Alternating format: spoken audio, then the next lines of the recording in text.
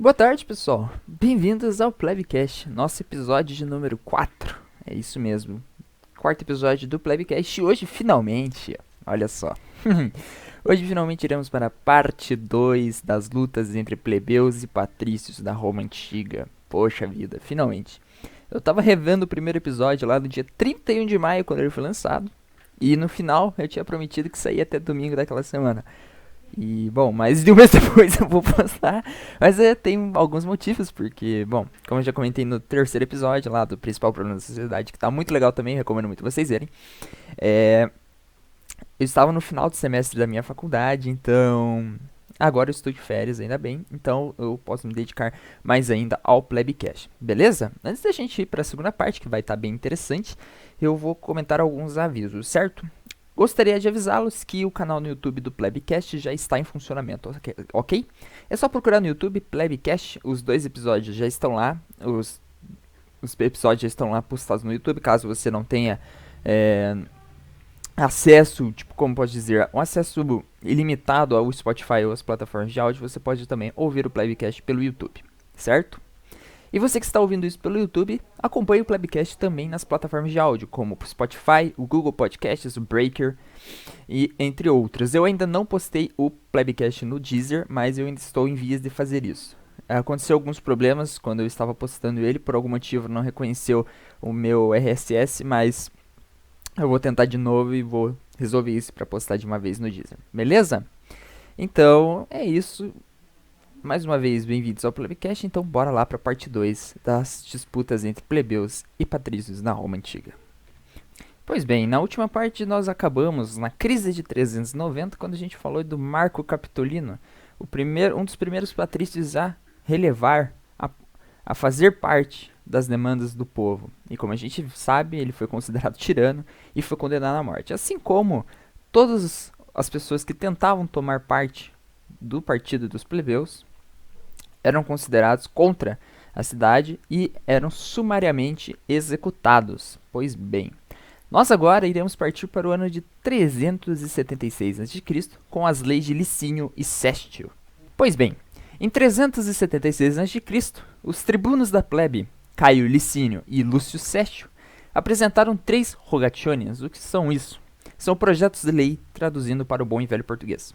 O primeiro rogatio, então, pregava que os juros agora passavam a ser contados como amortização da soma emprestada. Como assim? Você me pergunta. Quanto mais você pagava sua dívida, à medida que você ia pagando sua dívida, isso ia amortizando no valor total, ou seja, você ia sendo cotado como uma pessoa que pagava suas dívidas, ou seja, você era como um bom pagador, você cumpria com seus objetivos, cumpria com as suas dívidas. A segunda rogatio, ela pregava que a ocupação das terras do Estado só podiam se limitar a 500 jugueiras, ou 125 hectares. Como assim? Ou seja, lembra que eu falei lá na primeira parte de que as pessoas mais influentes da cidade, as pessoas mais ricas da cidade se apossavam das terras conquistadas pelo Estado, que o Estado compartilhava essas terras com as pessoas mais influentes, com a aristocracia?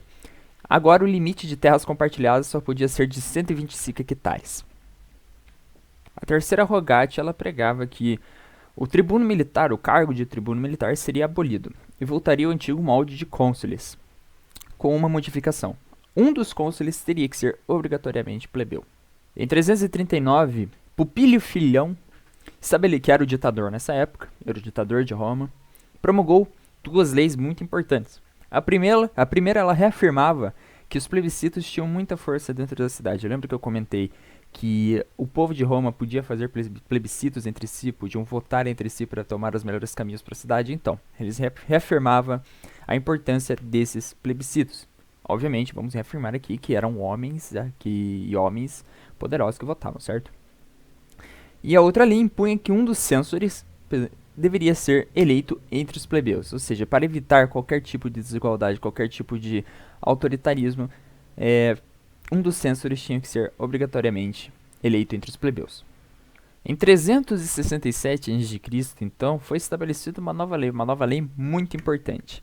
A Lei Licínia Sestia. E o que consistia essa lei? Essa lei abolia a escravidão por dívidas. Esse era um problema que os plebeus reclamavam muito, porque qualquer coisa que os plebeus fizessem, porque era praticamente impossível os plebeus sobreviverem da sua subsistência, do seu própria produção, sem contrair dívidas. Porque pense bem, os patrícios detinham um monopólio, ou seja, as melhores capacidades de produção. Os plebeus tinham que competir contra eles, ou seja, não tinham capacidade de competir contra eles. E assim se tornavam escravos dos patrícios por causa de dívidas que eles tinham que contrair para tentar aumentar sua produção e melhorar a qualidade de sua produção. Os plebeus então lutaram por séculos, literalmente séculos, para abolir esse tipo de escravidão por dívida. E em 367 a.C., a lei Licínia Sestia aboliu a escravidão por dívida, certo? Outra coisa muito importante que ela promoveu foi que garantiu a participação dos plebeus nas magistraturas e cargos públicos romanos, ou seja, agora os plebeus estavam reafirmando o seu compromisso, o seu direito como participante da política romana. No ano 300, o cônsul Marco Varélio promoveu uma lei que reafirmava mais uma vez o direito do cidadão a apelar, ou seja, apelar na justiça, apelar ao povo. Ou seja, quando uma pessoa era condenada a um castigo corporal, ou a pena de morte, a pena capital, a maior pena de todas, ele agora podia apelar, ou seja, ele podia apelar ao povo para que, como posso dizer, reanalisasse o seu julgamento e reanalisasse sua pena, ou seja, assim, para garantir de que a medida certa, a pena certa seria tomada. É óbvio que isso não garantia que a pessoa iria se livrar da pena de morte e dos castigos físicos, mas pelo menos agora dava às pessoas mais garantias de que elas poderiam passar por um julgamento justo. Por fim, chegamos à parte final do nosso podcast sobre as lutas entre plebeus e patrícios. Chegamos então ao final. Vamos terminar no ano de 287 a.C., quando os plebeus ali já tinham garantido praticamente todos os seus direitos, já tinham garantido todas as suas participações políticas, incluindo cargos sacerdotais, importância política, participação nas magistraturas, entre outras coisas. E, entre outras coisas também, a classe plebeia rica, os plebeus de mais poderio econômico, também se consolidaram como uma classe importante de Roma. Com isso feito, ou seja, após todo este caminho que nós percorremos das lutas entre plebeus e patrícios na Roma Antiga, a gente percebe que não foram anos, nem décadas de luta, mas sim séculos, literalmente séculos de muitas lutas e muitos conflitos entre essas duas classes, mas que resultaram no fim com a vitória dos plebeus, mas não totalmente, é claro, porque os patrícios sempre reafirmavam o seu poder, ou seja, os patrícios nunca foram incomodados de fato. Em alguns momentos foram, mas eles nunca foram questionados a autoritarismo, seu poderio, a desigualdade entre os dois nunca foi realmente debatida a fundo entre entre o geral da população.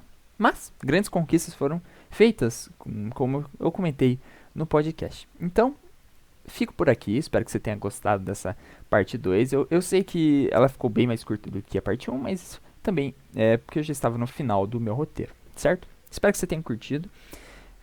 Vou deixar mais um aviso. Siga o Plebcast nas plataformas de áudio. E se você está ouvindo isso pelo YouTube, se inscreva no canal, deixe seu like. E é isso, beleza?